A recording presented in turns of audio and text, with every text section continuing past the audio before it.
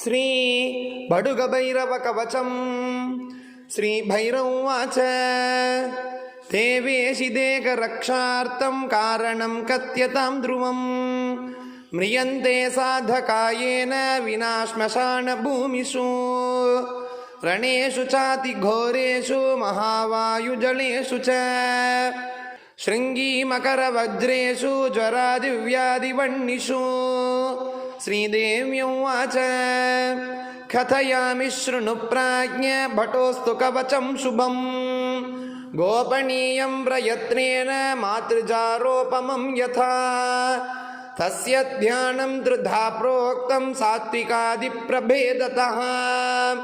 ಸಾತ್ವಿಕಂ ರಾಜಸಂ ಚೈವ ತಾಮಸಂ ದೇವ ತಚ್ಛೃಣು ಧ್ಯಾನಂ ವಂದೇ ಬಾಲಂ ಸ್ಫಟಿಕಸದೃಶಂ ಕುಂಡಲೋದ್ಭಾಸಿ ವಕ್ತ್ರಂ ದಿವ್ಯಾಕಲ್ಪೈ ನವಮಣಿಮಯೈ ಕಿಂಕಿಣೀ ನೂಪುರಾದ್ಯೈಃ ದೀಪ್ತಾಕಾರಂ ವಿಶದವದನಂ ಸುಪ್ರಸನ್ನಂ ತ್ರಿನೇತ್ರಂ ಹಸ್ತಾಬ್ಜಾಭ್ಯಾಂ ಬಟುಕಮಣಿಷಂ ಶೂಲಖಡ್ಗೌ ದದಾನಂ ಉದ್ಯದ್ಭಾಸ್ಕರ ಸನ್ನಿಭಂ ತೃಣಯನಂ ರಕ್ತಾಂಗರಾಗಸ್ರಜಂ ಸ್ಮೇರಾಸ್ಯಂ ವರದಂ ಕಪಾಲಮಭಯಂ ಶೂಲಂ ದದಾನಂ ಕರೈಃ ನೀಲಗ್ರೀವಮುದಾರಭೂಷಣಶತಂ ಶೀತಾಂಶುಚೂಟೋಜ್ವಲಂ ಬಂಧೂಕಾರುಣವಾಸಸಂ ಭಯಕರಂ ದೇವಂ ಸದಾ ಭಾವಯೇ ಧ್ಯಾಯೇನ್ನೀಲಾದ್ರಿಕಾಂತಂ ಶಶಿಶಕಲಧರಂ ಮುಂಡಮಾಲಂ ಮಗೇಶಂ ದಿಗ್ವಸ್ತ್ರಂ ಪಿಂಗಕೇಶಂ ಡಮರುಮತಸೃಣಿಂ ಖಡ್ಗಶೂಲಾಭಯಾನಿ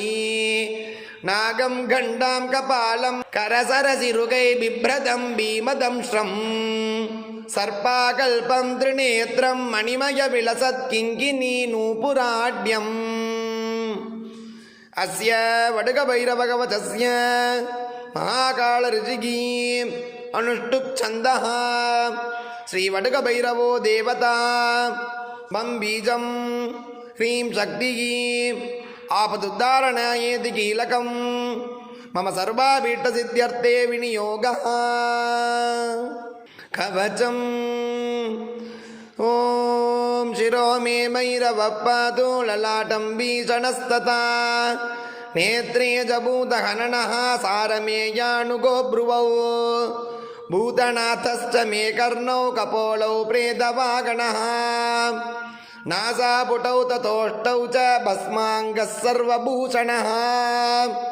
ಭೀಷಣಾಸ್ಯೋ ಮಮಾಸ್ಯಂ ಚ ಶಕ್ತಿಗಸ್ತೋ ಗಲಂ ಮಮ ಸ್ಕಂದೌ ದೈತ್ಯರಿಪುಃ ಪಾತು ಬಾಹು ಅತುಲವಿಕ್ರಮಃ ಪಾಣಿ ಕಪಾಲಿ ಮೇ ಪಾತು ಮುಂಡಮಾಲಾಧರೋ ಹೃದೋ ವಕ್ಷಸ್ಥಳಂ ತಥಾ ಶಾಂತಃ ಕಾಮಚಾರಿ ಸ್ತನಂ ಮಮ ಉದರಂ ಚ ಸಮೇ ತುಟ್ಟಃ ಕ್ಷೇತ್ರೇ ಸಪಾರ್ಶ್ವತಸ್ತಥಾ ಕ್ಷೇತ್ರಪಾಲಃ ಪೃಷ್ಠದೇಶಂ ಕ್ಷೇತ್ರಾಖ್ಯೋ ನಾಭಿತಸ್ತಥಾ ಕಟಿಂ ಪಾಪೌಗಣಾಶಶ್ಚ ಭಟುಕೋ ಲಿಂಗದೇಶಕೋ ಗುದಂ ರಕ್ಷಾಕರಃ ಪಾತು ಊರು ರಕ್ಷಾಕರಃ ಸದಾ ಜಾಣು ಚ ಗುರ್ಗುರಾರಾವೋ ಜಂಘೆ ರಕ್ಷತು ರಕ್ತಪಃ ಗುಲ್ಪೌ ಚ ಪಾದುಕಾ ಸಿದ್ಧಃ ಪಾದಪೃಷ್ಠಂ ಸುರೇಶ್ವರಃ ಆಪಾದಮಸ್ತಕಂ ಚೈವ ಆಪದುದ್ಧಾರಣಸ್ತಥಾ ಸಹಸ್ರಾರೇ ಮಗಾಪದ್ಮೇ ಕರ್ಪೂರಧವಳೋ ಗುರುಗು ಪಾತು ಮಾಂ ಬಟುಕೋ ದೇವೋ ಭೈರವಃ ಸರ್ವಕರ್ಮಸು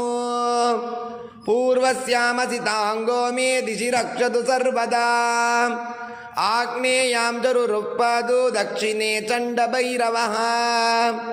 ನೈಋತ್ಯಾಂ ಕ್ರೋಧನಃ ಪಾದು ಮಾಮುನ್ಮತ್ತಸ್ತು ಪಶ್ಚಿಮೇ ವಾಯವ್ಯಾಂ ಮೇ ಕಪಾಲಿ ಚ ನಿತ್ಯಂ ಪಾಯಾತ್ ಸುರೇಶ್ವರಃ ಭೀಷಣೋ ಭೈರವಃ ಪಾತು ಉತ್ತರಸ್ಯಾಂ ದಿಶಿ ಸರ್ವದಾ ಸಂಸಾರ ಭೈರವಃ ಪಾತು ದಿಶ್ಯೈಶಾನ್ಯಾಂ ಮಗೇಶ್ವರಃ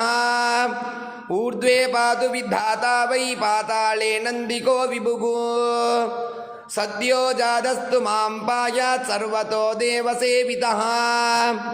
ವಾಮದೇವೋವತು ಪ್ರೀತೋ ರಣೇ ಘೋರೇ ದತಾವತು ಜಲೇ ತತ್ಪುರುಷಃ ಪಾತು ಸ್ಥಳೇ ಪಾತು ಗುರುಃ ಸದಾ डाकिनी पुत्रकः पातु दारांस्तुलाकिनी सुतः पातु साकलको भ्रातॄन् श्रियं मे सततं गिरः लाकिनी पुत्रकः पातु पशूनश्वानजांस्तथा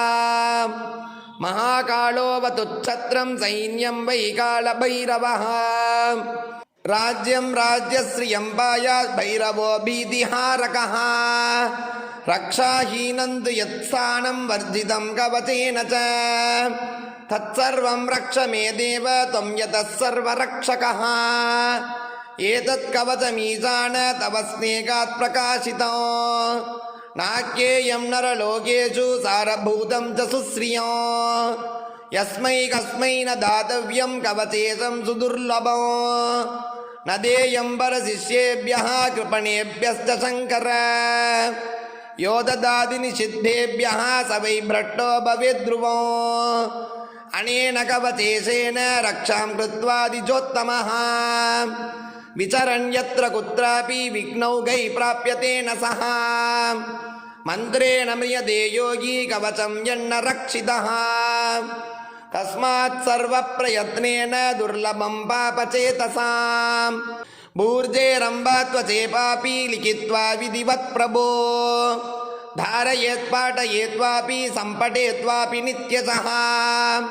सम्प्राप्नोति प्रभावं वै कवचस्यास्य च वर्णितो